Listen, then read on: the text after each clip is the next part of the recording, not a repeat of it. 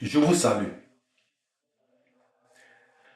Le sujet que je développe ici est Cameroun 2025, un peuple courageux.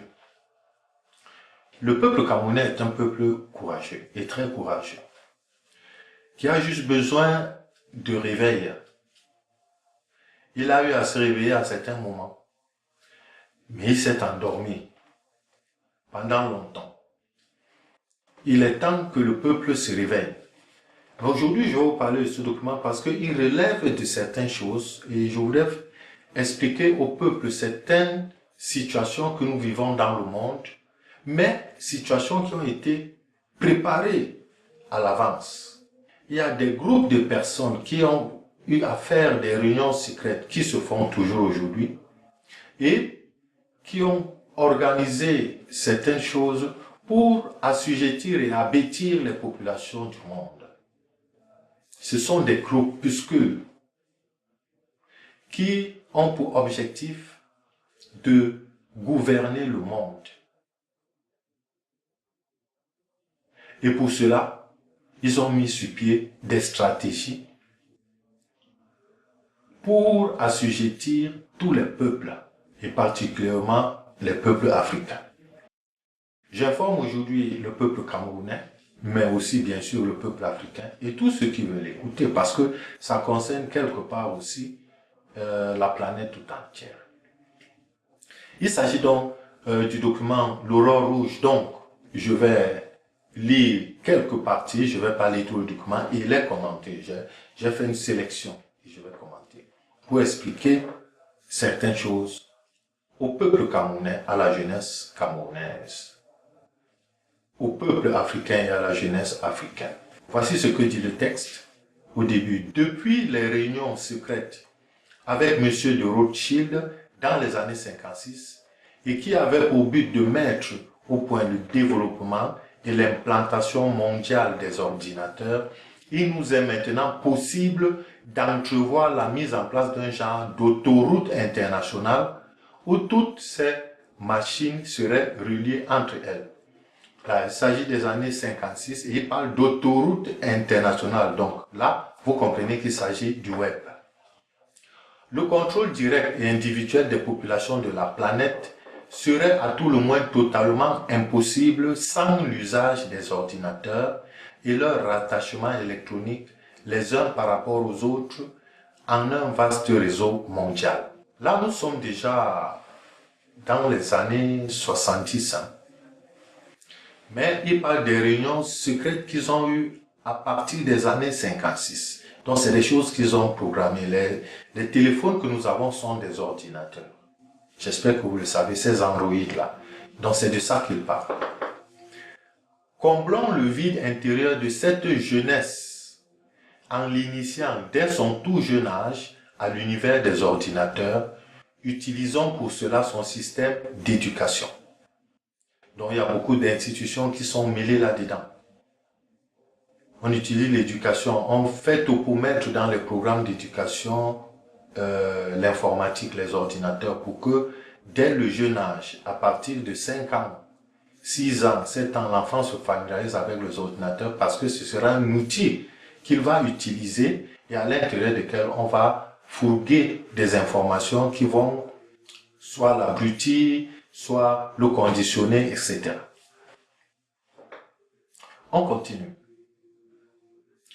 L'organisation de ces machines en un vaste réseau mondial dont nous contrôlerons les leviers supérieurs nous servira à immobiliser les populations. Comment ça se fait même déjà, ces immobilisations? Vous vous rendez d'abord compte que le téléphone immobilise des gens. Les gens qui ont les téléphones, beaucoup ne foutent rien. Beaucoup passent leur temps sur le téléphone. Ils n'ont pas le temps de réfléchir, ils n'ont pas le temps de penser, ils n'ont pas le temps de méditer, ils n'ont pas le temps d'approfondir leurs réflexions sur certains sujets. Ils sont fourgués sur les ordinateurs et ils regardent à longueur de jour. La télévision joue le même rôle. Je vous parlerai de la télévision après. Grâce à tous ces réseaux unis par le lien de la nouvelle religion de l'homme pour l'homme, c'est leur religion, l'homme pour l'homme, nous avons pu facilement infiltrer tous les secteurs humains dans tous les pays et à modifier la base judéo-chrétienne. Vous savez que la Bible, que l'on utilise aujourd'hui un peu partout dans le monde, c'est un document qui a été plagié sur des textes sacrés africains et qui a été reconditionné, c'est-à-dire réécrit sur la base de la politique menée par ces pays qui l'ont copié, qui l'ont plagié. Beaucoup de versets donc dans la Bible que beaucoup lisent ont été insérés, ajoutés pour assujettir les personnes. Parmi ces versets, il y a par exemple un verset où on dit « Toute autorité vient de Dieu ». Des gros mensonges qui sont faux parce que toute autorité ne vient même pas de Dieu. Dieu lui envoie souvent des messagers qui viennent accomplir des missions bien précises qui ne sont pas forcément des autorités qui gouvernent les peuples, qui gouvernent les pays. Donc, ces autorités dont on dit qu'elles viennent de Dieu, ne viennent pas de Dieu. Dieu ne peut pas envoyer des autorités pour venir misérer les peuples. Non. Même si une autorité a l'onction de Dieu, supposons, Dieu ne peut pas être favorable à plonger le peuple dans la misère. Il va se désolidariser de cette autorité-là. Donc Dieu ne peut pas envoyer des autorités qui se comportent comme ces autorités que nous avons dans ce monde, qui sont des égoïstes, qui sont là pour le mal-être des populations. Donc ce sont des versets comme « Donnez à César ce qui est à César et à Dieu ce qui est à Dieu ». C'est pour dire à ceux qui sont des religieux que ne vous occupez pas de la politique, occupez-vous de la religion, nous on s'occupe de la politique. Et ils passent tout le temps à vous rendre la vie misérable et difficile. Et après on vous dit, c'est Dieu qui veut cela. Non, Dieu ne veut le mal de personne. Dieu n'a pas créé les hommes pour leur faire du mal. Ce sont les hommes eux-mêmes qui font du mal aux autres. Dieu n'est pas un Dieu qui fait des guerres. Non.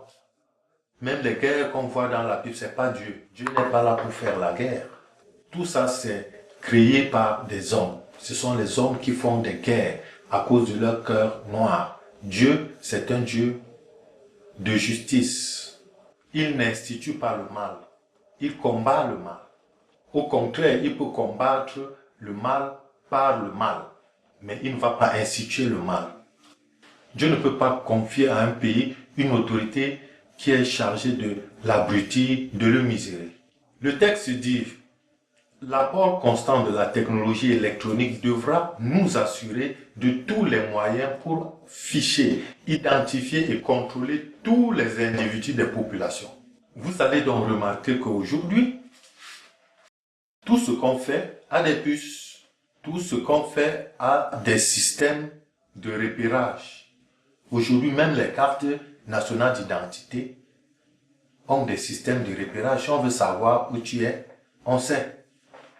Même les cartes d'identité ont des puces. N'en parlons plus pour les téléphones.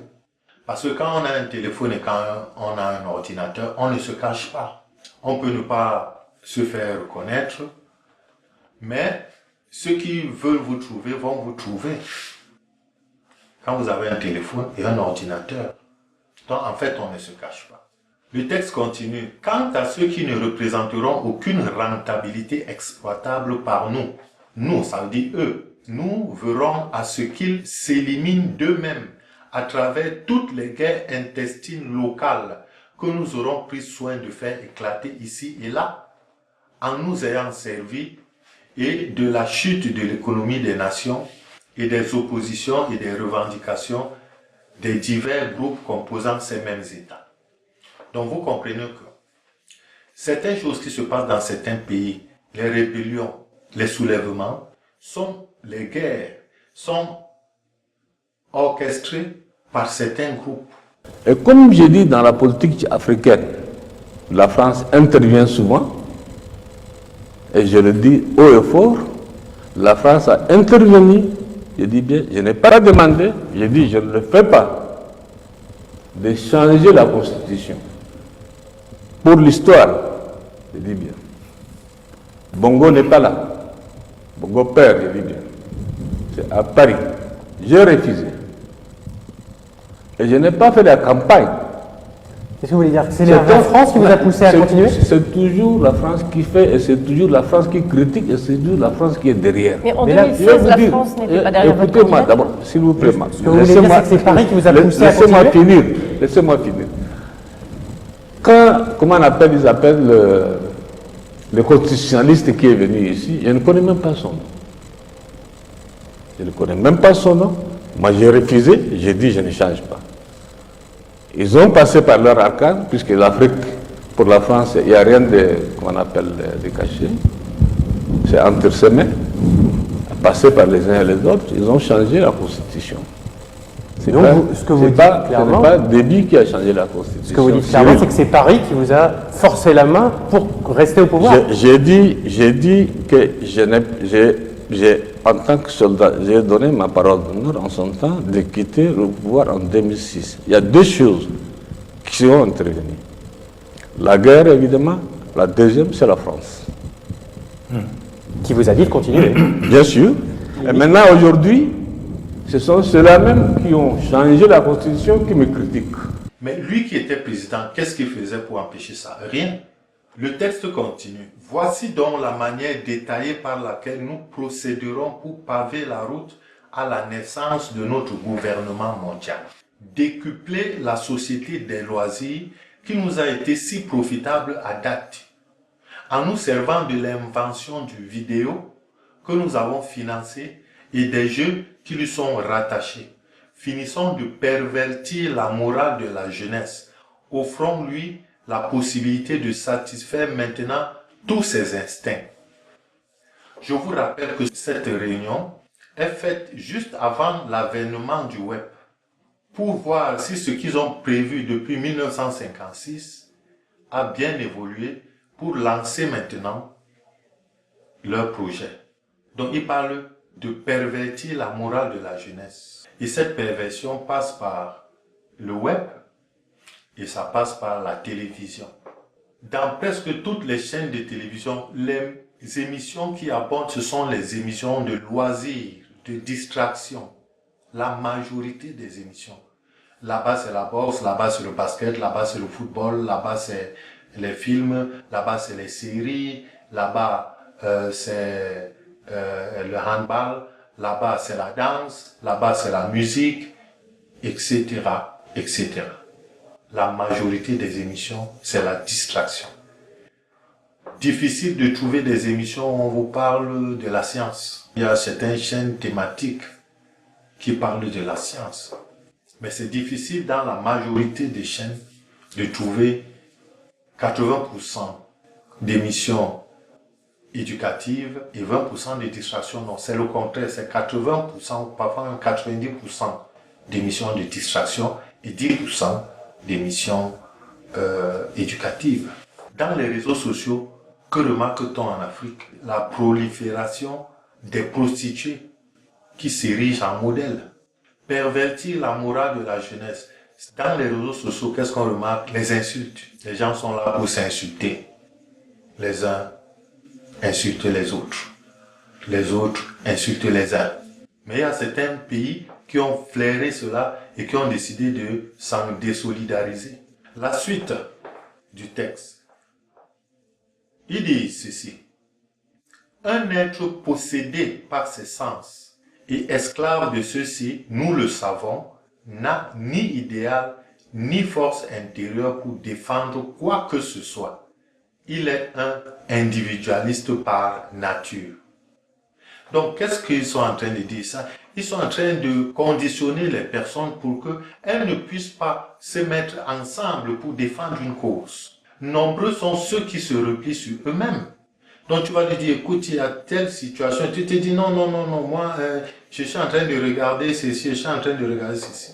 Je reprends le texte. Un être possédé par ses sens, est esclave de ceux-ci, nous le savons, n'a ni idéal, ni force intérieure pour défendre quoi que ce soit. Il est un individualiste par nature. Donc c'est le travail qu'ils sont en train d'opérer depuis. Donc vous allez constater que ils sont rares, ceux qui pensent au bien-être de la société. Ils sont dans l'égoïsme pur. Donc quand tu vas dire à quelqu'un, écoute, viens un peu regarder telle émission, ça parle de la politique, ça parle de la gestion du pays. Non, écoute, moi j'aime mon émission là, je dois regarder la danse, je dois regarder la musique, je dois regarder ça. On rend les gens accros au loisir.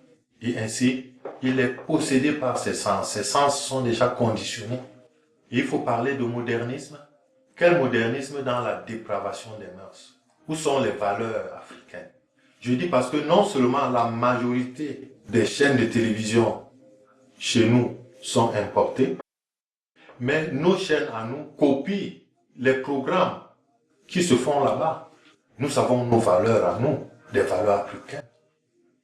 Nos ancêtres qui ont souffert dans l'esclavage et dans la colonisation se retournent de déception dans leur tombe. Pourquoi? Parce que nous avons aujourd'hui une indépendance qui nous donne le droit de choisir notre cap. Mais que faisons-nous? Nous plongeons nous-mêmes dans la fosse. On ne nous plonge plus la tête ou le corps tout entier dans la fosse, mais on nous indique la voie qui mène à la fosse et nous l'empruntons volontairement.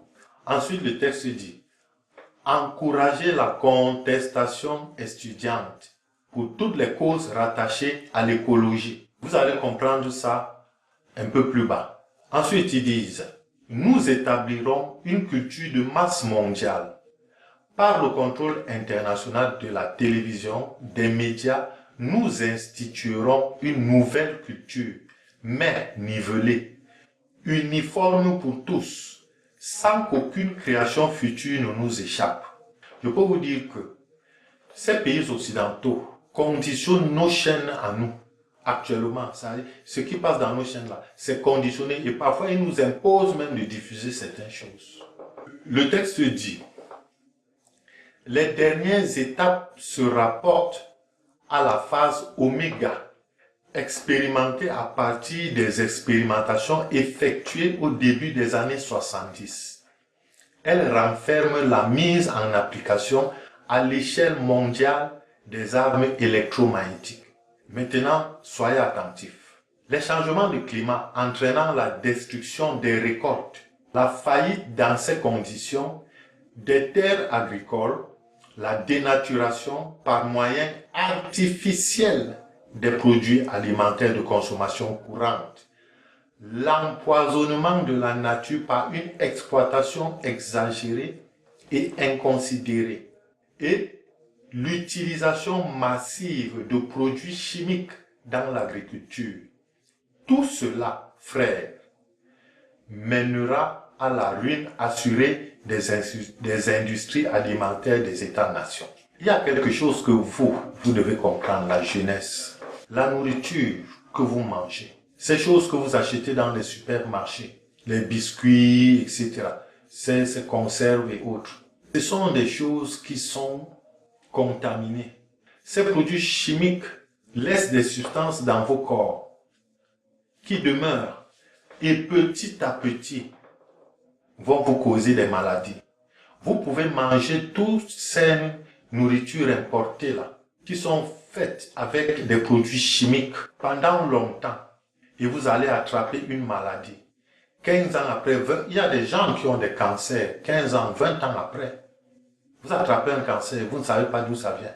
Et vous commencez à dire que c'est une vieille maman au village qui vous a lancé le cancer. C'est la nourriture que vous mangez depuis. Ça produit du cancer petit à petit. Faites des efforts pour les éviter. Mais si vous arrivez de les manger, ne les mangez pas de manière récurrente. Vous pouvez manger aujourd'hui et manger après 2 semaines. Ce qui est là aura le temps d'être éliminé. Mais quand ça s'accumule, c'est difficile que ça s'élimine.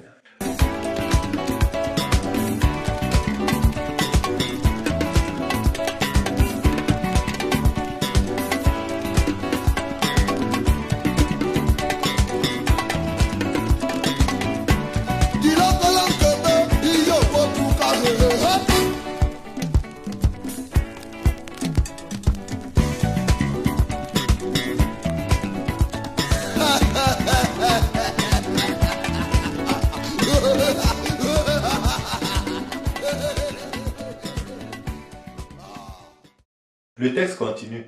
L'avenir du contrôle des populations de ces États passe obligatoirement par le contrôle absolu par nous de la production alimentaire à l'échelle mondiale. Vous savez que c'est eux qui contrôlent la production alimentaire. Vous êtes au courant que on interdit aux pays africains de cultiver les produits agricoles. Là. Il y a de très grandes terres, mais les champs, il n'y en a pas. Parce qu'on interdit au gouvernement africain de cultiver. Vous ne le saviez pas, n'est-ce pas? Eh bien, sachez que c'est comme ça. D'ailleurs, il y a un président, l'ancien président sénégalais, il avait fait un discours où il disait qu'on nous laisse aussi avec une partie de nos récoltes. Parce que ce qu'on cultive en Afrique est directement exporté en totalité. Et le président disait, permettez-nous aussi de rester avec une partie de nos cultures. Mais vous vous rendez compte, un président avec son pays, il ne peut pas ordonner la culture pour que son pays mange. Dans votre pays, on vous interdit de cultiver. Et c'est eux qui viennent cultiver. Et quand il vous arrive de cultiver, vous devez exporter tout ça. Mais ça, c'est quelle prison, ça? C'est quel esclavage? Et ces présidents africains continuent à marcher avec. Il faut suivre l'exemple des pays de l'AES, à qui moi je transmets tous mes encouragements et je transmets également mes encouragements à tous ces leaders, à tous ces présidents des pays de l'AES. Ils sont à encourager et leur exemple est à suivre. Donc, le texte disait, l'avenir du contrôle des populations de ces États passe obligatoirement par le contrôle absolu par nous de la production alimentaire à l'échelle mondiale et par la prise de contrôle des principales routes alimentaires de la planète. Écoutez bien, pour ce faire, il est nécessaire d'utiliser l'électromagnétique, entre autres, pour déstabiliser les climats des États les plus productifs sur le plan agricole. Quant à l'empoisonnement de la nature, elle sera d'autant plus accélérée que l'augmentation des populations l'y poussera sans restriction. Vous comprenez déjà là qu'il déstabilise le climat avec certains procédés. Suite, l'utilisation de l'électromagnétique pour provoquer des tremblements de terre dans les régions industrielles les plus importantes des États-nations contribuera à accélérer la chute économique des États les plus menaçants pour nous, c'est-à-dire pour eux, membres de la réunion secrète, de même qu'à amplifier l'obligation de la mise en place de notre nouvel ordre mondial. Qui pourra nous soupçonner? Qui pourra se douter des moyens utilisés? Ceux qui oseront se dresser contre nous en diffusant de l'information quant à l'existence et au contenu de notre conspiration deviendront suspects aux yeux des autorités de leur nation et de leur population. Donc ils vont devenir suspects parce que c'est eux qui vont travailler à rendre suspects tous ceux qui vont diffuser des informations concernant leur conspiration. Grâce à la désinformation, au mensonge, à l'hypocrisie et à l'individualisme que nous avons créé, qu'ils ont créé. Ils disent, grâce à la désinformation, au mensonge, à l'hypocrisie et à l'individualisme que nous avons créé au sein des peuples des États-nations, vous commencez à comprendre quel est le rôle de toutes leurs chaînes de télévision. Ça continue donc. L'homme est devenu un ennemi pour l'homme. Ainsi, ces individus indépendants, qui sont les plus dangereux pour nous, justement à cause de leur liberté, seront considérés par leurs semblables comme étant des ennemis et non des libérateurs. Les personnes qui essaient de parler pour soulever ces questions, pour dénoncer ces questions, ces personnes-là sont encore le plus souvent insultées, vandalisées par ces populations même pour qui elles parlent. Alors que ces personnes défendent ces populations que ces personnes défendent se retournent contre elles. C'est ce qu'ils sont en train de dire. Ça veut dire que les populations se liguent contre ceux qui veulent parler en leur faveur, ou bien contre ceux qui parlent en leur faveur. l'esclavage des enfants, le pillage des richesses du tiers-monde, le chômage, la propagande pour la libération de la drogue, l'abrutissement de la jeunesse des nations, l'idéologie du respect de la liberté individuelle diffusée au sein des églises judéo-chrétiennes et à l'intérieur des États-nations, l'obscurantisme considéré comme une base de la fierté, les conflits interethniques et notre dernière réalisation, les restrictions budgétaires. Tout cela nous permet enfin de voir l'accomplissement ancestral de notre rêve, celui de l'instauration de notre nouvel ordre mondial. Allez vous rappeler, je vous rappelle ça. Encourager la contestation étudiante pour toutes les causes rattachées à l'écologie. Donc je vous disais que vous allez comprendre.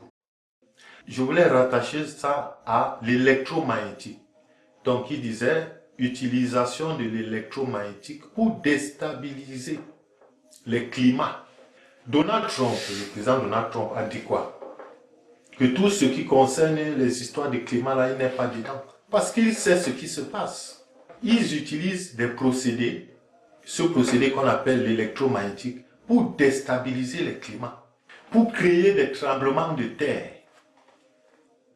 Tout ce qui a été exposé ici est mis en action dans nos pays africains par nos dirigeants marionnettes qui, au lieu d'apporter des réponses aux aspirations du peuple, entretiennent les intérêts des initiateurs de ce nouvel ordre mondial.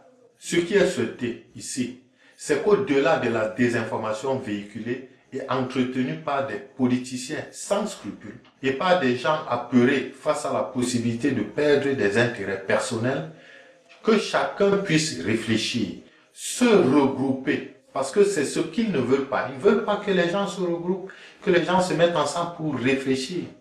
Donc il faut que chacun puisse réfléchir, se regrouper avec d'autres semblables et décider des moyens à prendre pour sa propre survie et pour la survie des descendants face à ce qui se passe et à ce qui vient. Que doit faire l'Africain? L'Africain doit se réveiller. Que doit faire le peuple camerounais? Le peuple camerounais doit se réveiller, penser à son avenir pour ceux qui en ont encore, mais surtout à l'avenir de sa descendance et prendre ses responsabilités. C'est quoi ses responsabilités? C'est demander au gouvernant à qui il a donné mandat de faire ce qu'il veut, c'est-à-dire ce que le peuple veut. C'est ça le miracle. Il n'y a aucun autre miracle à l'horizon. Les gens sortent de nulle part et vous disent que Jésus va régler tous ces problèmes. Depuis 2000 ans qu'il est venu, le noir a traversé toutes les difficultés qu'aucune race n'a connues sur la terre. Les conquêtes, l'esclavage, la colonisation, le néocolonialisme. Et maintenant, on veut nous entraîner dans autre chose, dans un nouvel ordre mondial. Que faut-il donc faire? Que le peuple camerounais demande au président de la République d'organiser une transition.